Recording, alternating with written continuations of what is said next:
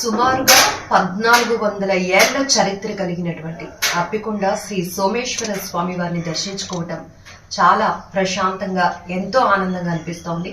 అసలు స్వామివారి ఆలయం ఎప్పుడు వెలుగులోనికి వచ్చింది, ప్రసిద్ధి ఏంటి, ఈ విషయాలన్నీ అడిగి తెలుసుకుందాం. ఆలయ పూజారి నాగరాజు గారు ఉన్నారు.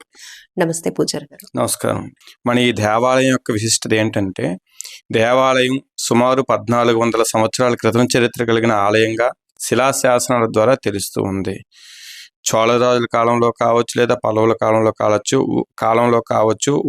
వారి కాలంలో కావచ్చు, వీరి కాలంలో మధ్యలో నిర్మించినట్లుగా అంచనాగా చెప్పుకునేటువంటిది ఈ దేవాలయం యొక్క హిస్టరీ అన్నమాట. అయితే ఈ క్షేత్రం పంచలింగ క్షేత్రంగా పిలుస్తారు. ఇక్కడ 5 లింగాలు ప్రత్యక్ష దర్శనం ఇస్తాయి. 95 శివలింగాలు కాలగర్భంలో కలిసిపోయి ఉంటాయి. అయితే ఇన్ని శివలింగాలు ఇక్కడ వెలియడానికి గల కారణం ఏమిటంటే, ఒకనొకప్పుడు సప్తమహర్షిలో ఋషైన కపిల మహర్షి వారు సాగర తీరాన ప్రయాణిస్తూ ఉండగా ఈ సుందర ప్రదేశం అతనికి నచ్చి తన పేరు మీదుగా ఒక క్షేత్రం వెలియాలనేటువంటి ఉద్దేశంతో సూర్యాస్తమయం నుంచి సూర్యోదయం లోపు ఒక రాత్రికి రాత్ర అతను చేసేటువంటి తపస్సులో 101 శివలింగాలు ఉద్భింపజేయాలన్నటువంటి సంకల్పంతో ఆయన తపస్సు చేయడం జరిగింది. అతను చేసిన తపస్సులో 100 శివలింగాలు మాత్రమే వెలిసాయి ఒక క్షేత్రంలో. 101 వెలిసుంటే ఈ క్షేత్రానికి, ఈ ప్రాంతానికి దేశం నలుమూలల కపిల మహర్షి వారి పేరు మీదుగా కపిలకొండగా పేరు ప్రఖ్యాతులు పొంది ఉన్నాం. మరి ఒక్క శివలింగం అప్పు వచ్చింది లోకంలో, ఆ శివలింగం అతనికి అప్పు పుట్టలేదు. ఇటువంటిది ఇంకా కపిలకొండగా పేరు ప్రఖ్యాతులు పొందకూడదు. ప్రతి కుంద పైన కూడా శిలాశాసనాలు అనేవి వాళ్ళ కాలంలో రాసినవి కనిపిస్తాయి. అది మీరు చూడొచ్చు కూడా. అయితే మన శివరాత్రికి ఏంటంటే 2 నుంచి 2.5 లక్షల మంది బహుశా వస్తారు, ఇంకా పెరిగే అవకాశాలు ఉన్నాయి అనేటువంటిది ఇక్కడ అధికారులు అంచనా వేసుకుంటున్నారు. విశేషం ఏంటంటే, స్వామివారు అందరికీ అన్నీ ఇచ్చారు.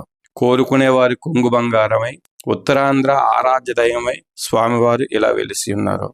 వాస్తవానికి ఎక్కడ కూడా శ్రీకాకుళం, విజయనగరం, విశాఖపట్నం అనేటువంటి 3 జిల్లాల్లో ఉత్తరాంధ్రలో సముద్ర తీరాన స్వయంభూ శివలింగం అత్యంత దగ్గరలో, సముద్రానికి దగ్గరలో అంటే ప్రక్కనే స్వయంభూ శివలింగం కానీ, లేదా పురాతనమైనటువంటి యొక్క శివాలయం అనేది ఎక్కడా లేదు.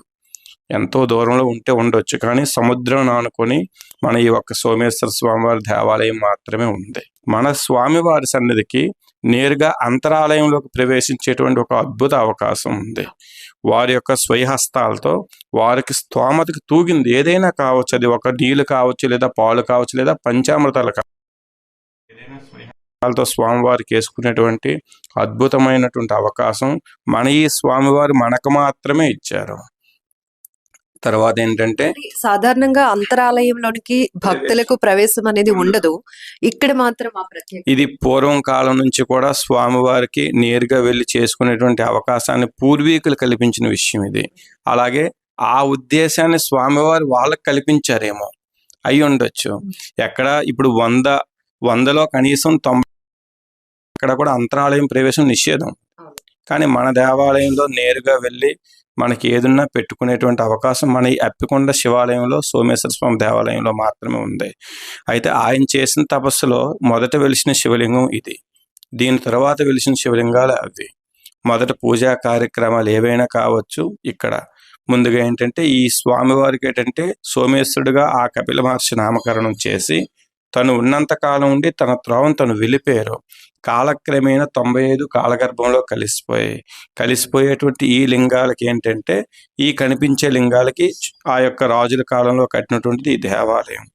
వారు కట్టి వెళ్ళిపోయిన తర్వాత దేవాలయం కొన్ని సంవత్సరాలు కావచ్చు, కొన్ని 100 సంవత్సరాలు కావచ్చు, ఉండొచ్చు.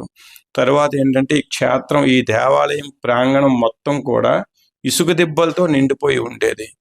అది సముద్రం వచ్చి ప్రళయంగా కప్పుకొని వెళ్ళిందో తెలియదు, లేదా ఒకప్పుడు సముద్రం ఇక్కడ వచ్చి వెళ్ళేదో తెలియదు, లేదా ఇంకేదైనా దేవాలయం ధ్వంసం అవుతుందన్నటువంటి ఉద్దేశంతో పూర్వీకులు ఇసుకతో కప్పి ఉండొచ్చు. ఇంత తీరంలో ఉన్నటువంటి ఈ గ్రామాలు ఉన్నాయి, కానీ గ్రామం అప్పికొండ, అలాగే చేపలపాలెం, ఇలా చిన్న చిన్న విలేజ్లో ఎంత ప్రమాదమైనా అక్కడి నుంచి అది అట్టిపోయింది. వైపు అయితే ఎట్టి పరిస్థితిలో రాలేదు, ఒక్క నీళ్ళు చుక్క రాలేదు. అలాగే హుదూద్ తుఫాను కూడా వచ్చింది. హుదూద్ తుఫాను అంత వేగంగా వేసే గాలికి ఇన్ని గ్రామాలు, ఇన్ని ఊర్లు, ఎన్నో ఇల్లులు కావచ్చు, రేకుల షెడ్లు కావచ్చు, ఏవైనా పోయాయి. కానీ ఈ ప్రాంతంలో ఇంత సముద్రం ఒడ్డున కూడా ఈనుపుల్లంత డ్యామేజ్ అనేది జరగలేదు. అది చాలా గ్రేట్. అంటే ఇది ఎందుకు చెప్తున్నానంటే, స్వామివారు ప్రతి క్షణం భక్తులనే కాదు, ప్రాంతాన్ని కాదు ఆయన అలా కాపాడుతూ ఉన్నారు. అంత పవర్ఫుల్ ఈ స్వామివారికి. కనీసం ఈ యొక్క 35 గ్రామాల్లో ఎవరైనా ఒకటి సింహాచలేశ్వరుడు, సింహాద్రప్పనికి ఒక పేరు పెట్టుకోవాలి కుటుంబంలో. రెండోది ఈ అప్పికొండ సోమేశ్వరుడికి ఒక పేరు పెట్టుకోవాలి. ఈ రెండు అయిన తర్వాత వెంకటరమణమూర్తికి ఒక పేరు పెట్టుకోవాలి. అంటే వాళ్ళకి మొక్కుబడి ప్రతి ఇంట్లో సోమేశ్వరరావు లేదా ఏదైనా కావచ్చు, స్వామి పేరు ఖచ్చితంగా వినిపించాలి. అంత నిదర్శనమైనటువంటిది స్వామివారు. అందరికి అన్ని ఇచ్చారమ్మా. మన స్వామివారు ఏంటంటే కోరుకునేవారు కొంగు బంగారమై చాలా అందరు కూటికి లేని వాళ్ళని కూడా కోటీశ్వరులను చేసి స్వామివారు అనుగ్రహించారు.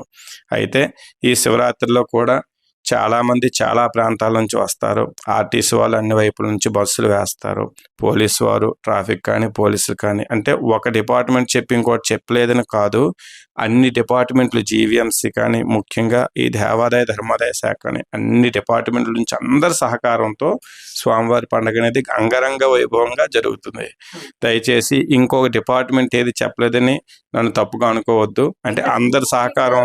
జాగారం ముందు రోజు నుంచి కూడా లక్షలాదిగా వచ్చే భక్తులంతా జాగారం చేయటం, స్వామివారిని దర్శించుకోవటం, ఇక్కడే పుణ్య స్నానాలు చేయటం.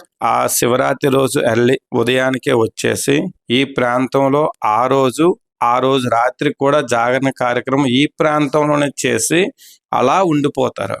అలా ఉండి మళ్ళీ మరుసటి రోజు 12 గంటలు దాటిన తర్వాత సముద్ర స్నానం ఆచరించి తడిమడి కావచ్చు లేదా బట్టలు మార్చుకొని కావచ్చు, మళ్ళీ వెంటనే స్వామివారిని దర్శనం చేసుకొని ఇక్కడ ఉండేటువంటి ప్రసాదాలు ఏంటి ఉంటాయో వాటిని పట్టుకొని మళ్ళీ వాళ్ళ గృహాలకు వాళ్ళు బయలుదేరి వెళ్ళిపోతుంటారు.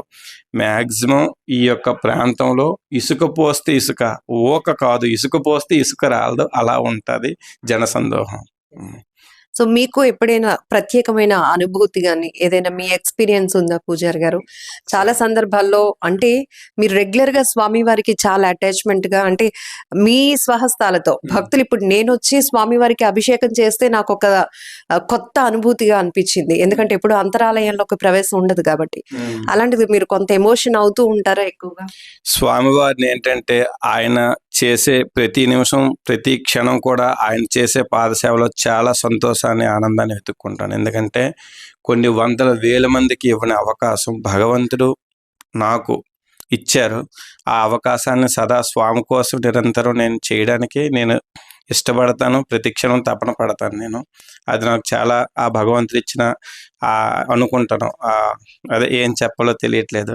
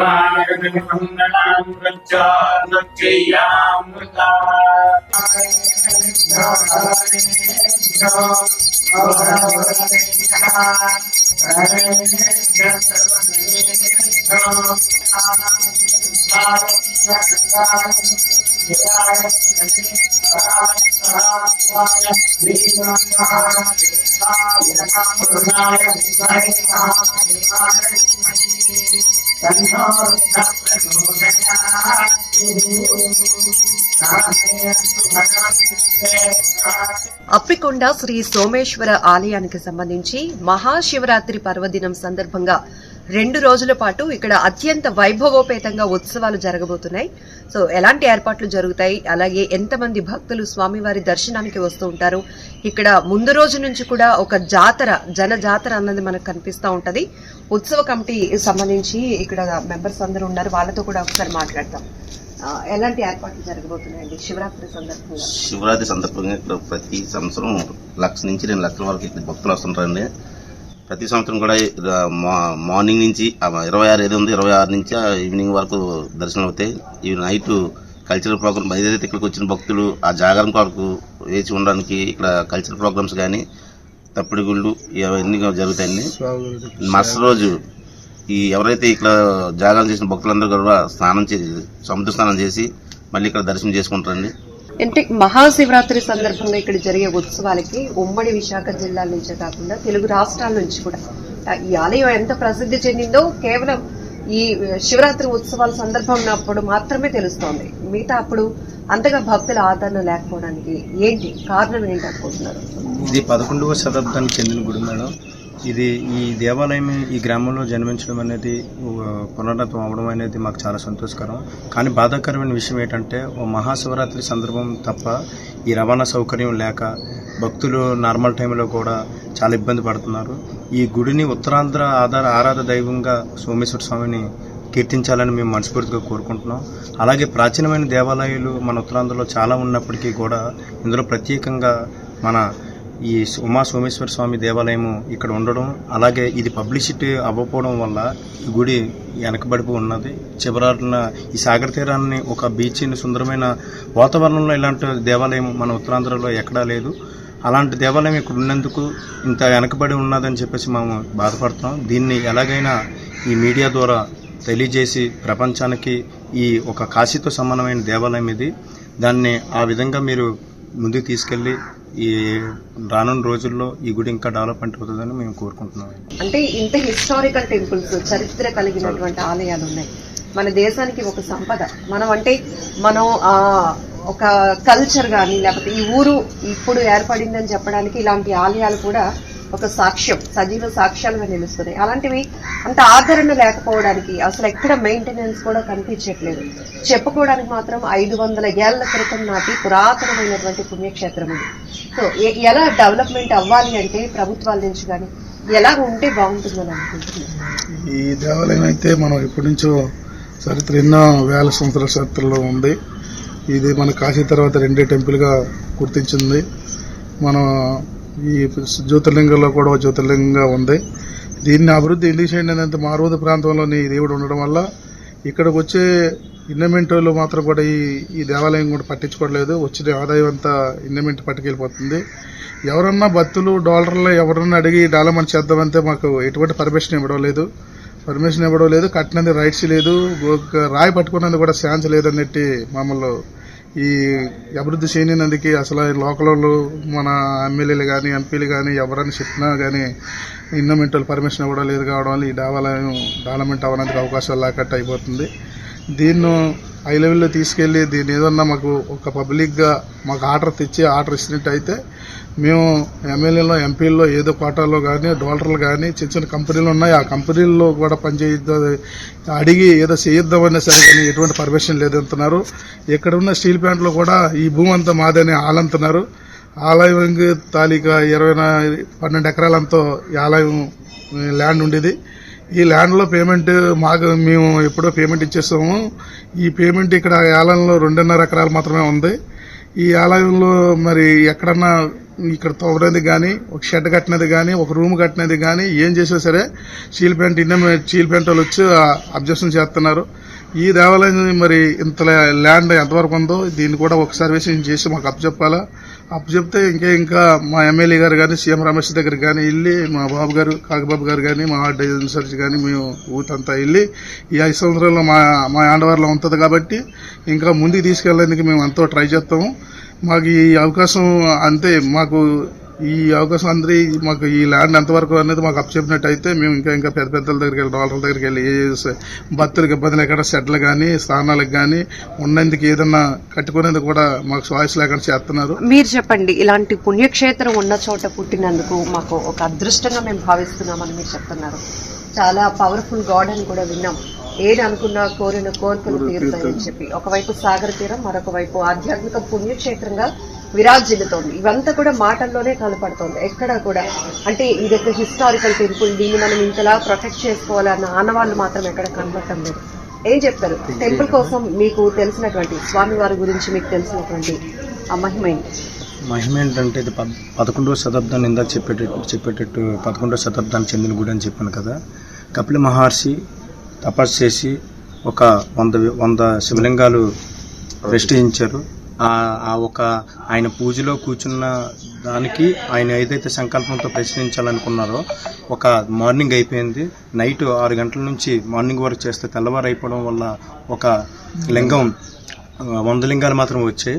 ఒక లింగాన్ని అప్పు తెచ్చడం వల్ల దీన్ని అప్పుకొండ అని చెప్పేసి కపిల మహర్షి దీన్ని తీర్చిదిద్దడం జరిగింది. దీన్ని రానున్న రోజులుగా మేము అప్పికొండగా మార్చడం జరిగింది.